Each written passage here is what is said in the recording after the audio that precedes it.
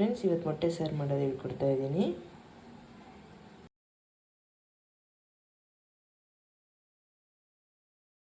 So ಇದಕ್ಕೆ ಈಗ ನೀರು ಹಾಕ್ಕೊಳ್ತಾ ಇದ್ದೀನಿ ನೋಡಿ. ಮೊಟ್ಟೆ ಮುಳುಗಷ್ಟು ನೀರು ಹಾಕೋಬೇಕು. 12 ಮೊಟ್ಟೆ ತೊಗೊಂಡಿದ್ದೀನಿ. ಅದನ್ನು ಕುಕ್ಕರಲ್ಲಿ ಹಾಕಿ ಅದಕ್ಕೆ ಉಪ್ಪು ಹಾಕ್ಬಿಟ್ಟು ನೀರು ಹಾಕಿ ಬೇಯಿಸ್ಕೋಬೇಕು. ಸೊ ಕುಕ್ಕರಲ್ಲಿ ಬೇಯಿಸಿದ್ರೆ ಸಿಪ್ಪೆ ಸುಲಿಯೋದಕ್ಕೆ ಈಸಿಯಾಗಿ ಆಗುತ್ತೆ. ಎಸ್, ಈಗ ಇದನ್ನು ಮುಚ್ಚಿ 3 ವಿಸಲ್ ಕೂಗಿಸ್ಬೇಕು. ಇದು ಮೊಟ್ಟೆ ಇಟ್ಬೇಕು ಕುಕ್ಕರಿಗೆ. ವಿಸಲ್ ಹಾಕ್ತಾಯಿದೆ. ಈ ಥರ 3 ವಿಸಲ್ ಹಾಕಿದ್ಮೇಲೆ ಆಫ್ ಮಾಡ್ಕೊಂಡ್ಬಿಡಿ. ಮೊಟ್ಟೆ ಸಾರಿಗೆ ಒಂದು ಈರುಳ್ಳಿ, ಒಂದು 4 ಟೊಮೊಟೊ ಮೀಡಿಯಮ್ ಸೈಜ್ದು, 1-2 ಬೆಳ್ಳುಳ್ಳಿ, ಚೂರು ಶುಂಠಿ, ಸ್ವಲ್ಪ ಕೊತ್ತಂಬರಿ, ಒಂದು 3/4 ಬಟ್ಲಷ್ಟು ತೆಂಗಿನ ತುರಿ, ಅಂದರೆ ಆಲ್ಮೋಸ್ಟ್ 1 ಹೋಳಷ್ಟು ತೆಂಗಿನ ತುರಿ ಹಾಕಿದ್ದೀನಿ. ಅರಿಶಿನ ಪುಡಿ, ಗರಂ ಮಸಾಲ, ಉಪ್ಪು ರುಚಿಗೆ ತಕ್ಕಷ್ಟು, ಖಾರದ ಪುಡಿ, ಅದಾದಮೇಲೆ ಧನಿಯಾ ಪೌಡ್ರ್. ಇದಿಷ್ಟು ತೊಗೊಂಡು ಹೇಗೆ ಮಾಡೋದು ಅಂತ ಹೇಳ್ಕೊಡ್ತೀನಿ. ಫಸ್ಟು ಮಿಕ್ಸಿ ಜಾರಿಗೆ ತೆಂಗಿನ ತುರಿನ ಹಾಕೋಬೇಕು.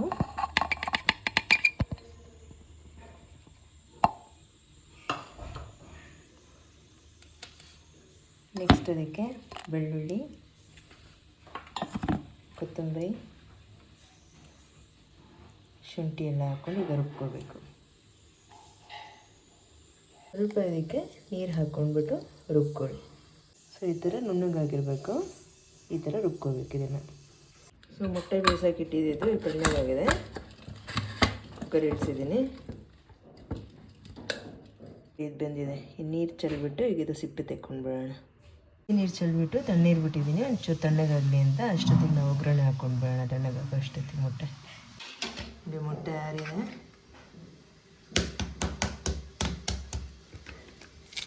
ಈಗ ಸಿಪ್ಪೆ ಈಸಿಯಾಗಿ ತೆಕ್ಕೋಬೋದು. ಅದಾಗದೇ ಬಂದ್ಬಿಡುತ್ತೆ ಸಿಪ್ಪೆ. ಈ ಥರ ಎಲ್ಲ ಮೊಟ್ಟೆದು ಸಿಪ್ಪೆ ತೆಕ್ಕೊಳ್ಳಿ. ನೋಡಿ ಮೊಟ್ಟೆ ಎಷ್ಟು ಬೇಗ ಸುಲಿಬೋದು ಅಂತ.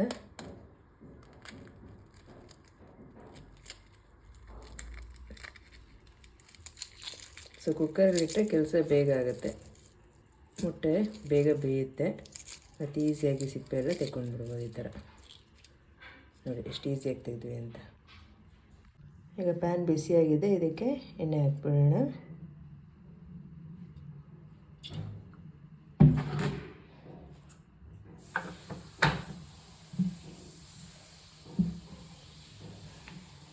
ನೆಕ್ಸ್ಟ್ ಇದಕ್ಕೆ ಹೆಚ್ಚಿದಂಥ ಟೊಮೊಟೊ ಮತ್ತು ಈರುಳ್ಳಿನ ಹಾಕೋಣ.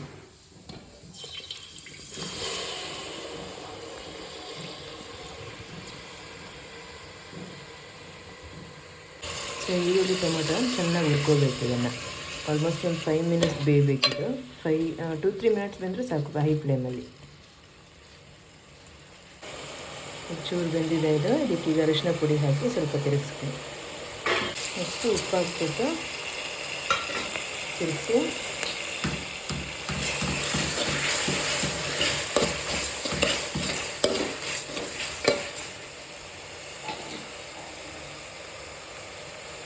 ಇದಾದಮೇಲೆ ಖಾರದ ಪುಡಿ,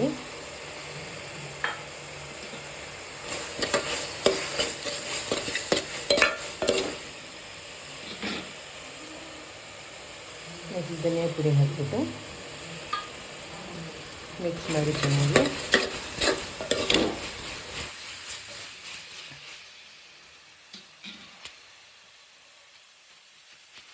ಅದಾದಮೇಲೆ ಗರಂ ಮಸಾಲ ಹಾಕಿ ತಿರುಗಿಸ್ಬೇಕು.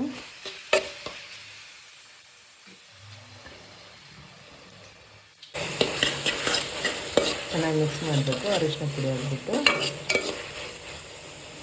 ನೆಕ್ಸ್ಟ್ ಇದಕ್ಕೆ ರುಬ್ಬಿರುವಂಥ ಖಾರನ, ಇದೇನಿದೆ ಕಾಯಿ ಎಲ್ಲ ರುಬ್ಕೊಂಡಿದ್ದಲ್ಲ, ಶುಂಠಿ ಮತ್ತು ಬೆಳ್ಳುಳ್ಳಿ, ಇದನ್ನೆಲ್ಲ ಹಾಕಿ ಚೆನ್ನಾಗಿ ತಿರುಗಿಸಿ.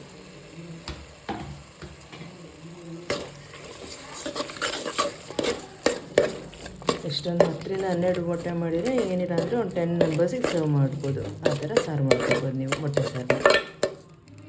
ಚೆನ್ನಾಗಿ ಮಿಕ್ಸ್ ಮಾಡ್ಕೋಬೇಕು.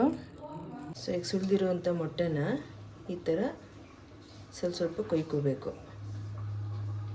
ಚೂರು ಫುಲ್ ಕಟ್ಟಾಗೋ ಥರ ಮಾಡಬೇಡಿ. ಸ್ವಲ್ಪ ಈ ಥರ ಎಲ್ಲ ಕಡೆ, ಯಾಕಂದರೆ ಇದು ಮಸಾಲೆಗೆ ಹಾಕಿದಾಗ ಇದು ಮಸಾಲೆ ಹೋಗಬೇಕು ಒಳಗಡೆ, ಇಲ್ಲಾಂದರೆ ಎಲ್ಲ ಸಪ್ಪೆ ಇರುತ್ತೆ. ಈ ಥರ ಮಾಡ್ಕೋಬೇಕು. ಸೊ ಈಗ ಸ್ವಲ್ಪ ನೀರು ಹಾಕಿದ್ದೀನಿ, ಚೆನ್ನಾಗಿ ಬೇಯಬೇಕು. ಒಂದು 2 ಮಿನಿಟ್ಸ್ ಹತ್ರ ಚೆನ್ನಾಗಿ ಬೇಯಬೇಕು. ಮಿಕ್ಸ್ ಮಾಡಿ ಚೆನ್ನಾಗಿ. ಮಸಾಲೆ ಕುದಿಯುವಾಗ ಮೊಟ್ಟೆ ಹಾಕ್ಬಿಡ್ಬೇಕು ಇದಕ್ಕೆ. ಮಸಾಲೆ ಕುದಿಯುವಾಗ ಇದಕ್ಕೆ ಮೊಟ್ಟೆನ ಹಾಕೋಣ. ಸೊ ಇದನ್ನೊಂದ್ಸಲ ಚೆನ್ನಾಗಿ ಮಿಕ್ಸ್ ಮಾಡ್ಕೊಂಡ್ಬಿಟ್ಟು ಇದಕ್ಕೆ ಪ್ಲೇಟ್ ಮುಚ್ಚಿಟ್ಬಿಟ್ಟು ಮೊಟ್ಟೆ ಎಲ್ಲ ಹಾಕ್ಬಿಟ್ಟು ಸ್ವಲ್ಪ ನೀರು ಹಾಕ್ಬಿಟ್ಟು ಮೊಟ್ಟೆ ಮುಳುಗುವಷ್ಟು ನೀರು ಹಾಕ್ಬಿಟ್ಟು ಇದನ್ನು ಸ್ವಲ್ಪ ಮಿಕ್ಸ್ ಮಾಡಿ ಮುಚ್ಚಿಡಬೇಕು. ಈಗ ಮುದ್ದೆ ಮಾಡೋದು ನಿಮ್ಗೆ ಹೇಳ್ಕೊಡ್ತೀನಿ. ಒಂದು ಪಾತ್ರೆಯಲ್ಲಿ ಅರ್ಧದಷ್ಟು ನೀರು ತಗೊಳ್ಳಿ. ಒಂದು ಬಟ್ಲಲ್ಲಿ ಒಂದು ಅರ್ಧ ಲೋಟದಷ್ಟು ನೀರು ತಗೊಂಡು ಅದಕ್ಕೆ ರಾಗಿ ಹಿಟ್ಟು ಹಾಕ್ಕೊಂಡು ಅದನ್ನು ಚೆನ್ನಾಗಿ ಒಳ್ಳೆ ಪೇಸ್ಟ್ ಥರ ಮಾಡ್ಕೊಳ್ಬೇಕು. ತುಂಬ ಗಟ್ಟಿ ಪೇಸ್ಟ್ ಅಲ್ಲ, ತೆಳುವು ಪೇಸ್ಟು.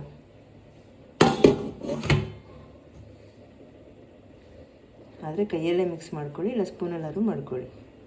ಇದಕ್ಕೆ ಈ ಮುದ್ದೆಗೆ ಹಿಟ್ಟು ಕಲಿಸ್ಕೊಂಡಿದ್ರಲ್ಲ ಅದನ್ನು ಹಾಕಿ ನಿಧಾನಕ್ಕೆ ಕಲಿಸ್ಕೋಬೇಕು. ಈ ಥರ ಮುದ್ದೆ ಕೋಲಲ್ಲಿ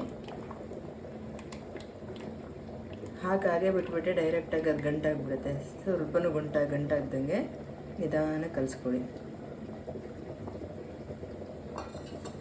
ಇದಾದಮೇಲೆ ಇದು ಚೆನ್ನಾಗಿ ಕುದಿಬೇಕು.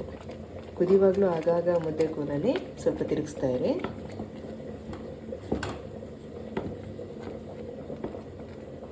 ಒಂದು ಕಡೆ ಮೊಟ್ಟೆ ಸಾರು ಆಗ್ತಾಯಿದೆ, ಇನ್ನೊಂದು ಕಡೆ ಮುದ್ದೆ. ಕರ್ನಾಟಕದ ಎಷ್ಟೋ ಪ್ರದೇಶಗಳಲ್ಲಿ ಮುದ್ದೆ ಇಲ್ಲ ಅಂದರೆ ಊಟನೇ ಹಿಡಿಯಲ್ಲ.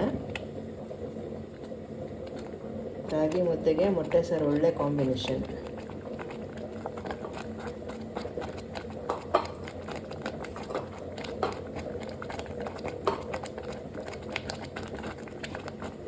ಈ ಥರ ಕುದಿಯುವಾಗ ಇದಕ್ಕೆ ರಾಗಿ ಹಿಟ್ಟು ಹಾಕಬೇಕು. 1-2 ಬಟ್ಲಷ್ಟು ರಾಗಿ ಹಿಟ್ಟು.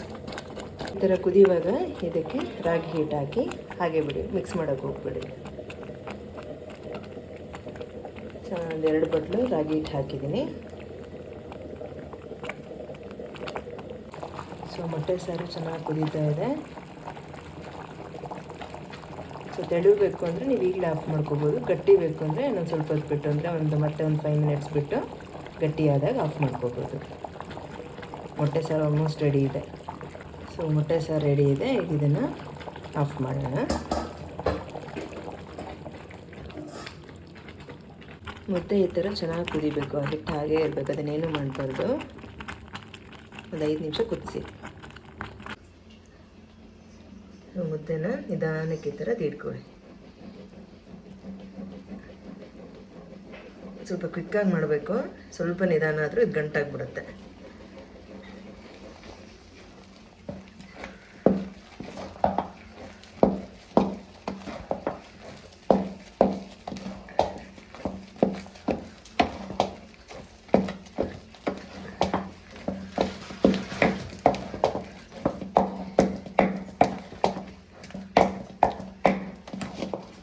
ಪಾತ್ರೆಯನ್ನು ಸ್ವಲ್ಪ ತಿರುಗಿಸ್ಕೊಂಡ್ಬಿಟ್ಟು ಇದನ್ನು ತೀಡ್ಬೇಕು ಚೆನ್ನಾಗಿ.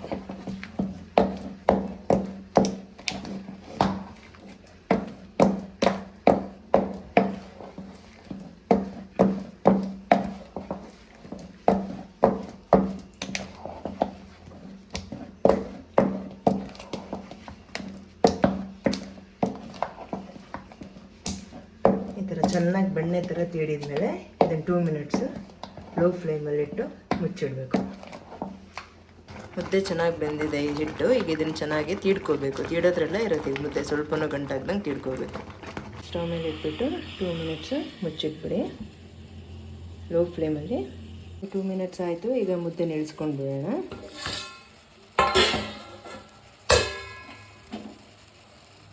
ಸೊ ಒಂದು ಬಟ್ಲಲ್ಲಿ ನೀರು ಮತ್ತು ಒಂದು ಅನ್ನದ ಸೌಟ್ ಥರ ತೊಗೊಂಡಿದ್ದೀನಿ. ಅದಾದಮೇಲೆ ಚಪಾತಿ ಮಣೆ ಥರ ನೆಕ್ಸ್ಟ್ ಹಾಕಿಡೋಕ್ಕೆ ಹಾಟ್ ಬಾಕ್ಸ್ ಎಲ್ಲ ರೆಡಿ ಮಾಡಿ ಇಟ್ಕೊಂಡಿದ್ದೀನಿ.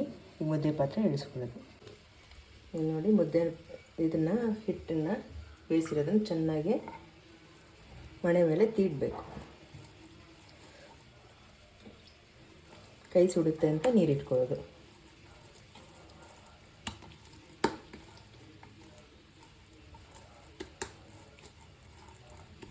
ನೋಡಿ ಮುದ್ದೆ ಯಾವ ಥರ ಬಂದಿದೆ ಅಂತ. ಒಳ್ಳೆ ಚೆನ್ನಾಗಿರೋ ಶೇಪಿಗೆ ರೌಂಡಿಗೆ ಈ ಥರ ಆಲ್ಮೋಸ್ಟ್ ಭೂಮಿ ಆಕಾರದಲ್ಲಿ ರೆಡಿ ಮಾಡ್ಕೊಳ್ಳಿ. ಇರುತ್ತೆ ಮೊಟ್ಟೆ ಸಾರಿಗೆ. ನೋಡಿ, ಮುದ್ದೆ ಮತ್ತು ಮೊಟ್ಟೆ ಸಾರು ಕಾಂಬಿನೇಷನ್ ನೋಡೋಕ್ಕೆ ಚೆನ್ನಾಗಿ ಕಾಣ್ತಿದೆ ಅಲ್ವಾ? ಸಖತ್ ಹೆಲ್ದಿ ಫುಡ್ಡು. ಡಯಟ್ ಮಾಡೋರಿಗೆ, ಶುಗರ್ ಪೇಷಂಟ್ಸ್ಗೆ, ಮಕ್ಕಳು, ದೊಡ್ಡವರೆಲ್ಲರಿಗೂ ತುಂಬ ಒಳ್ಳೆಯದು. ನೀವು ಮನೇಲಿ ಮಾಡ್ಕೊಂಡು ತಿನ್ನಿ. ಸೊ ಬೇಯಿಸಿರುವಂಥ ಮುದ್ದೆ ಹಿಟ್ಟನ್ನು ಲೆಕ್ಕ ಹಾಕ್ಕೊಂಡು ಈಗ ಈ ಥರ ರೌಂಡ್ ಶೇಪಲ್ಲಿ ಮಾಡ್ಕೊಳ್ಳಿ. ಕೈಯೇನಾದ್ರು ಸುಡ್ತು ಅಂದರೆ ಆಗಾಗ ನೀರಲ್ಲಿ ಈ ಥರ ಹತ್ಕೊಂಡ್ರೆ ಆಯಿತು.